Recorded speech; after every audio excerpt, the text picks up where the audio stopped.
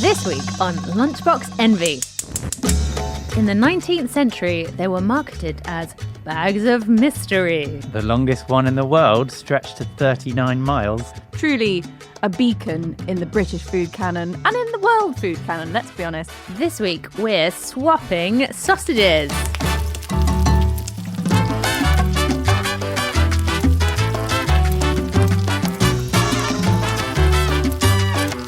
Hello and welcome to Lunchbox Envy.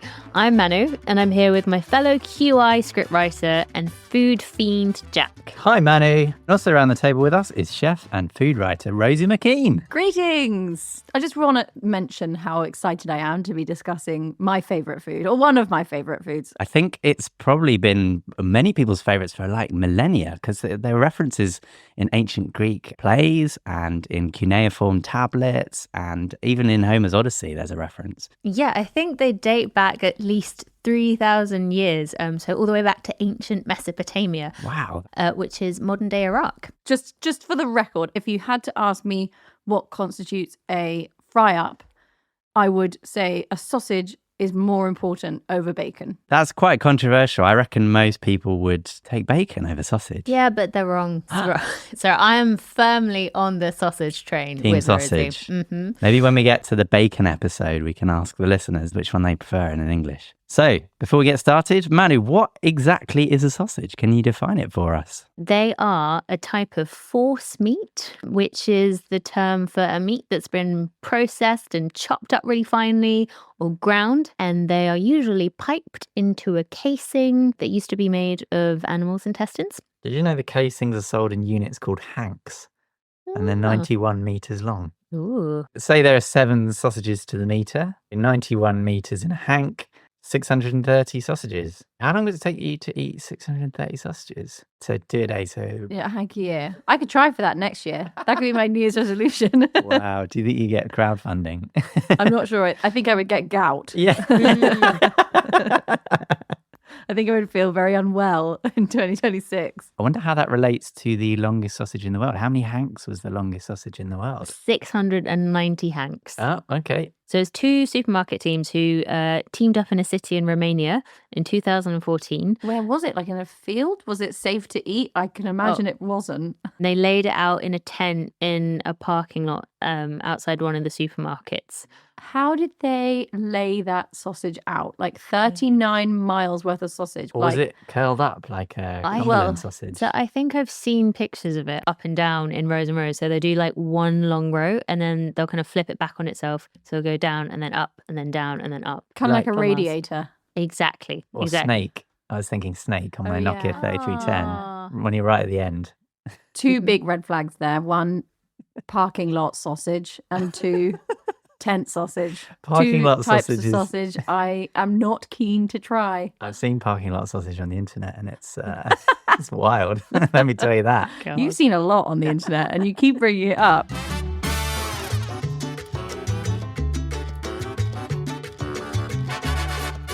Let's crack into our lunchboxes, starting with Rosie. So what have you brought to our table today? I brought with me some sausage-shaped sausages, and then I've also brought round sausages and square sausages. Wow. I wanted to talk to you today about the shape of sausages. Why are they the shape that they are? Should they be that shape?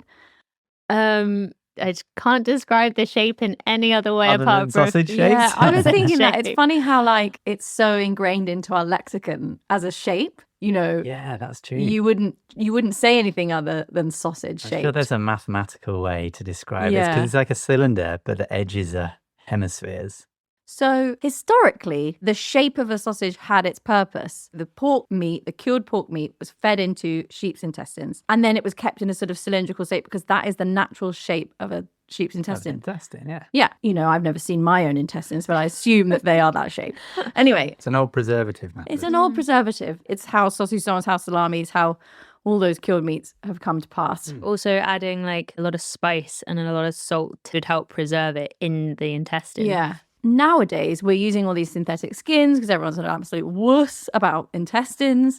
Do they still need to be cylindrical? Do they still need to be these tubes of meat? When we use them for sandwiches, for example, are they actually better off in a patty form? A square sausage, perhaps, a round burger of sausage meat. This is what I wanted to ask you today. How does that taste different to a normal sausage? Is it worth us looking into changing the shape of sausages worldwide? Innovate. So I have made a few different shapes, although I will be honest with you, they didn't come out particularly well. I wanted to make square sausage and round sausage, and they ended up just looking kind of like the same in like puck form. Puck form. But I think it's a good, a good place to start. So I've got a sausage for you each from my favourite butcher in Southeast London. So for the listener, these are the These most are fat. Thank you. Beautiful, like quite petite, short sausages. They're very plump. They've got a beautiful brown color on them. So when you cook sausages, you'll notice that the sausage might like bend and split or, make a funny shape. Nothing wrong with that funny shape though, men. If it lifts to one side or if it's shorter than it is But long. basically, the reason why that is because pans don't conduct heat evenly. Typically, most pans that you own, even a Le Creuset, won't not have a hot spot. So basically, you'll end up with some of the skin that will cook faster than that, and it will contort the muscle, and it will... I've experienced that. You've experienced that? Yeah. Okay, we'll talk about that later. But the way to combat that is to cook them very slowly in a pan with butter for like 30 minutes, just like basting and turning and basting and turning. And I learned that in the food styling world because we would have to do that to get perfect straight sausages on ad shoots. So that's what I've done today. Amazing. Thank you for noticing. I've actually heard that the best sausages are like left in a very low heat in a pan for about an hour. So it basically confits. Yeah, exactly. They just need to sort of be very gently cooked. And they're fine in the oven as well. They're fine every other way. Listen, I love a burnt sausage on a barbecue as much as the next girl. That's great stuff. But for a perfect iteration, slow and slow in a pan with butter. Because if you turn the heat up too high with butter, it will burn. So just by using butter, you're keeping yourself on a low heat. But also those milk particles within butter will get really lovely and golden and they'll stick to the skin of the sausage. So they'll in turn give it this lovely golden hue way more evenly than oil will. So that's why I would use butter over oil. That's a great tip. Anyway, so that is obviously the straight up, plain and simple classic Cumberland. I do think these are the best Cumberland sausages I've ever had. Really, yeah. They are so tasty. They are really good. Also, the browning is so good. Like it adds so much flavor. But now I'd love you to tell me what you think of a different shape. This is the round. Well, technically that's supposed to be square, but okay. Think about all the times when we eat sausages. When you eat sausage sandwiches sometimes from the calf, sometimes you get bites of just bread where there's no sausage because of the shape of it. And I just think ergonomically, especially for sandwich purposes, which is a extremely important category within sausages, are we doing them right? Of course, if you're Scottish, you're fully aware of a square sausage or lawn sausage, Lorne, which is a thing up there. Like I spent many in Edinburgh Fringe enjoying a square sausage in the morning after a heavy night. And they're typically served with a Scottish breakfast, like a big fry up. They just serve them square. I swear the Scots have got it down. They know what's going on. I did have a question about the sausage skin in terms of keeping it moist, because I feel like this is very divisive and there's lots of conflicting advice. To prick or not to prick your sausage? Oh, before you cook? Yeah. That is the advice on many sausage packaging. I think that advice is outdated because I think that used to really refer to when the golden days of butchery, let's be honest, when actual sausages and their casings and everything was so tightly, neatly, perfectly done, that actually there was a chance that there was no air going to escape out either side. And therefore, when the air expanded and water and stuff was expanding during the cooking, it would burst the skin. I don't often find myself wishing I'd pricked now. Depending on the day. But I think basically sausages aren't as well made anymore. And sorry, butchers out there, I'm not calling you out. Like, I'm not trashing you. Don't cancel me. But I just think we don't need to as much. That's why they were called bangers, isn't it? Because they used to explode in the pan. Yeah. Exactly. Yeah. Also, I'm interested to know when you think the golden age of butchery was. Well, to be honest, Jack, I think it was probably any time in I don't even know really the time frame, but the place really. There's a town in Umbria in Italy called Norcia, and Norcia is known for its pork product production. It's incredibly famous in Italy as being the home of pork butchery historically.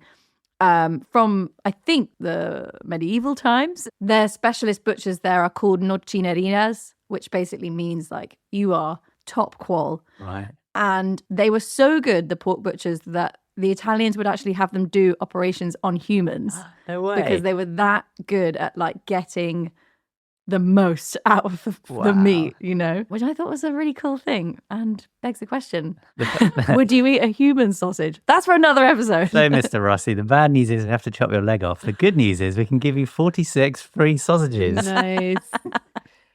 Anyway, there's a great pasta dish from Norcia, which is called pasta alla norcina. And it's literally like crumbled Italian sausage, cream, chili, nutmeg. Oh my God, it's really delicious. Sounds great. One of my faves.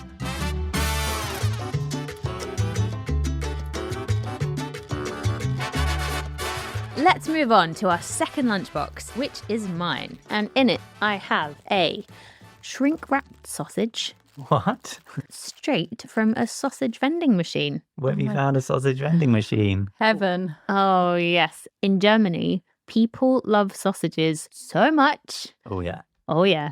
That they have approximately 500,000 sausage vending machines, What? which are placed normally outside of butchers, and they're stocked by the butchers, but they're open 24/7. So if you get a sausage craving at like 3 a.m, you can just go to the vending machine.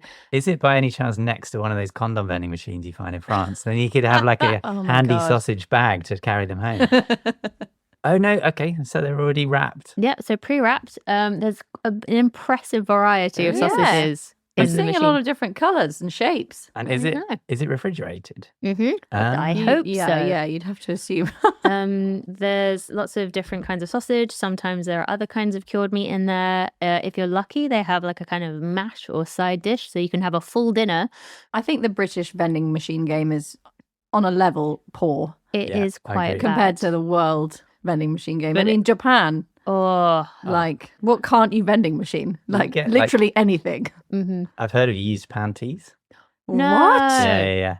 There's like a used panty vending machine. I'm not sure it's actually open anymore because it caused some controversy, but until Well, it's definitely yes. around in 2018. Good Lord. how do you? Don't ask me how I Yeah, know I was that. gonna say. Yeah, Jack. But I was going to say the reason why I brought up the vending machine is because the German love of sausages is so strong and so beautiful. The sausage culture feels stronger in Germany because they actually have vending machines for them, which we don't have here. But what we do have is a battered sausage, which is Oh. up there with the best sausage you can eat. Let's be honest. This is potentially my favorite food. Really? Yeah. There is something about the battered sausage that is just so satisfying on so many levels. I have to agree. They are up there with the best. And I really find fish and chips to be quite like bang av at the risk of striking a revolt in this country. I Wow. just don't think fish and chips is that great. But I do think a battered sausage and chips is really, Because they're often really- sold in fish and chip shops, right? Yeah. Yeah.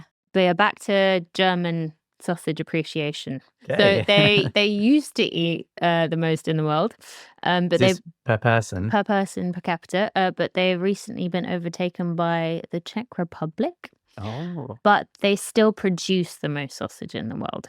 So in 2023, Germany made about 2 million tons of sausages. They also have a lot of variety, around 1,200 different types of sausage or wurst, Wow. currywurst. Do we enjoy? Do we like? Oh. I do like currywurst. Just explain what it is.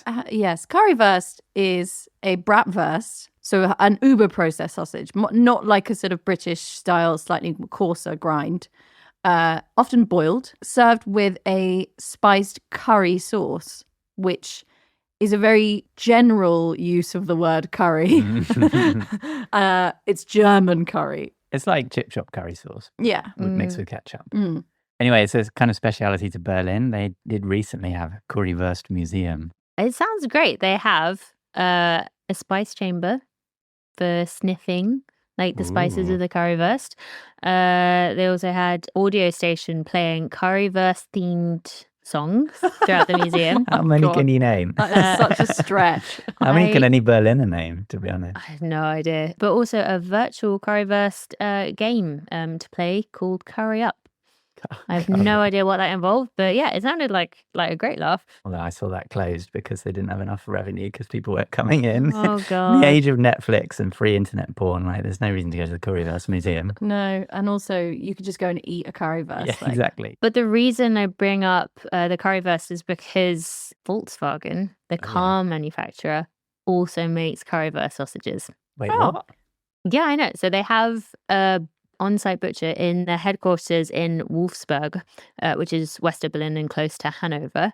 It's been open since 1973 when it initially started to feed their workers, but soon they started selling it to the public, and it's got like a cult following across the world. Like IKEA meatballs, Yeah. kind of. Kind of. Anyway, so they produce so many of these. And in 2015, when Volkswagen went through a slightly sticky patch to do with its like CO2 emissions and testings. Anyway, it had told a a few porky pies, didn't it? it did. Few Hey. sausages. So not a great moment, but it didn't affect their sausage sales at all. So in 2015, they sold more sausages than they did cars. Wow.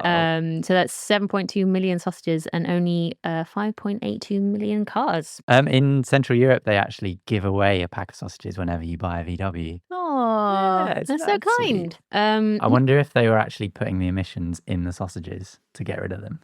Well, it's sinking. CO2 sinking into Yeah, your... basically. Carcinogenic. Oh, You got to worry when Volkswagen start producing black pudding.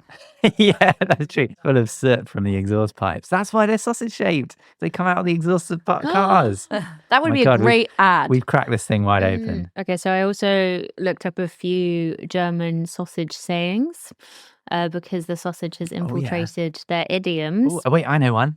Okay, go on. Can I start? I think I'm right with this.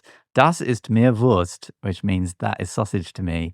And that means you don't care. It's harsh. Das ist mir Wurst. So it doesn't make sense because they love sausage. Well, yeah, that's true. I but wonder maybe why. it's because it's so prolific Yeah, it's just that it's everywhere. like it's just like dust. It's like air Yeah. to me. Eine Extrawurst verlangen. Extra Wurst. So- That means extra sausage, I assume. So to ask for an extra sausage is to ask for special treatment. So it's like, Ah. yeah, to be spoiled, basically. I Do see. you think that's where extrovert comes from? the opposite of introvert? Ah.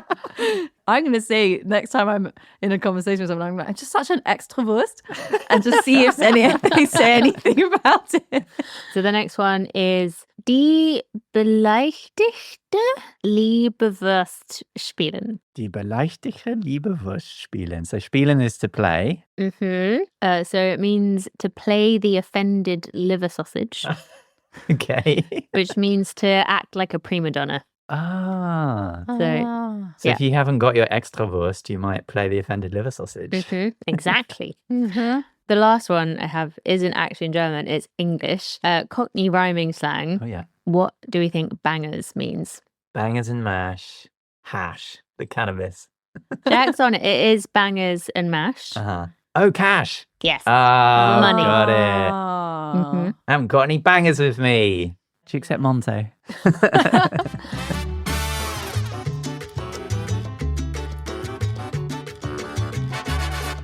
Time for our final lunchbox, which is Jack. I've got a dastardly one here. I've got these two sausages. One of them is completely parasitically worm-free. The other one I can't say is. So I've infected one of them with trichinae larva, which will make you very ill if you eat it. And I wanted to offer either of them to you. Why would we take those? So this comes from a story from 1865. There was a guy called Rudolf Virchow. He was a German sort of Victorian gentleman, and he was medically trained. He's actually known as the Pope of Medicine in many circles. He's kind of the father of discovering pathology and why things spread and parasites and basically why food spoiled. So people for a long time knew that pork went off. But they didn't really know what was causing it. And he basically found under a microscope these tiny little wriggly worms. And he did some scientific experiments to prove that it was the worms causing the chaos. He got into politics and he was That sounds promising.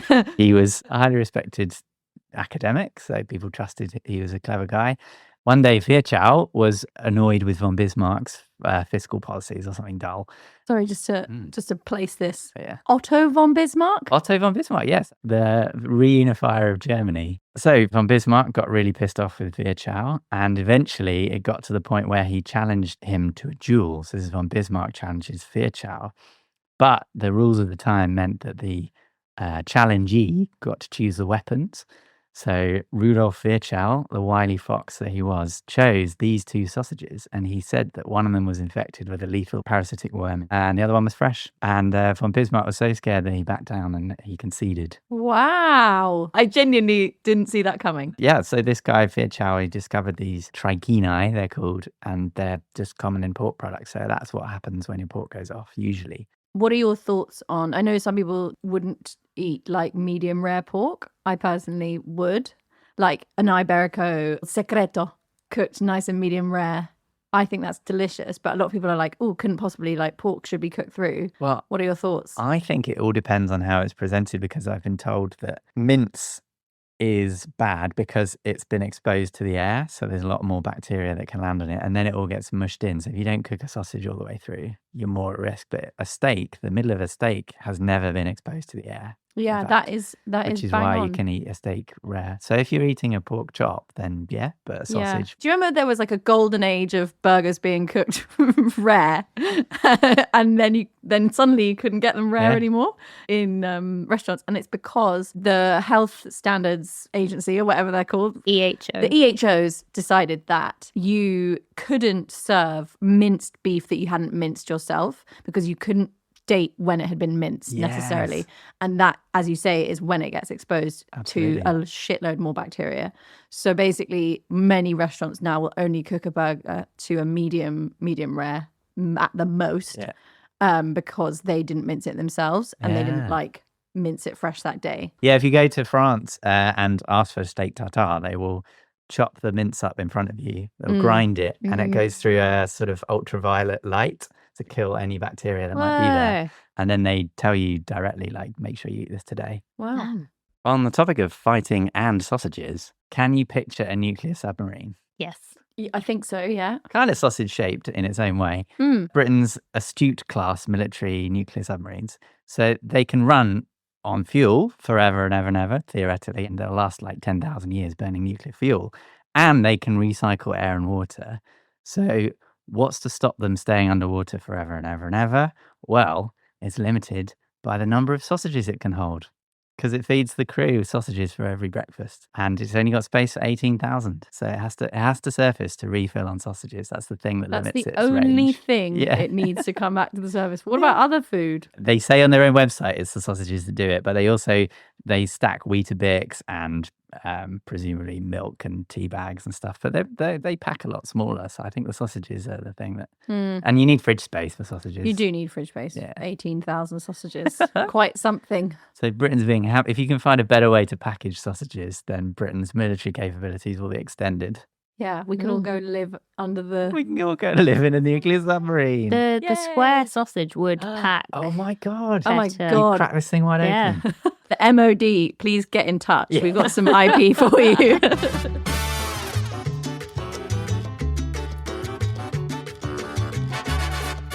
That is it for this week's edition of Lunchbox Envy. If you'd like to get in touch, you can find us on Instagram at LunchboxEnvyPod. You can also email lunchbox@qi.com for any questions. Rosie, of course, you've got your new book out. Have you got any favourite sausage recipes within? I actually do, Jack, yes. I've got a braised merguez sausage stew with chickpeas and potatoes. And merguez sausages are made with lamb, and they're spiced and they're delicious. And it's a really good, like, easy dinner for a big crowd. Nice, that sounds delicious. And we'll leave you with this final German phrase. Jack, would you like to do the honours? Alles hat ein Ende, nur die Wurst hat zwei. Everything has an end. Only the sausage has two. Thanks for listening. Bye. Bye. Bye, extrawursts.